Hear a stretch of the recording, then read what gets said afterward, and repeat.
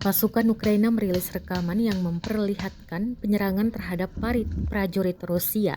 Rekamannya dirilis di Telegram pada Senin 13 Maret 2023. Pasukan Ukraina menyerbu dengan tembakan dari senapan laras panjang.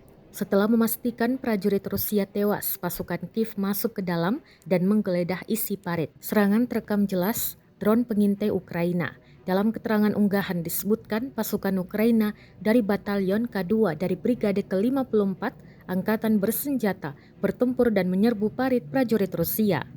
Berkat penyerangan ini, pasukan Ukraina mengklaim Rusia mengalami kerugian besar, sejumlah prajuritnya dieliminir. Sayangnya tidak dirincikan lokasi parit yang diserbu ini.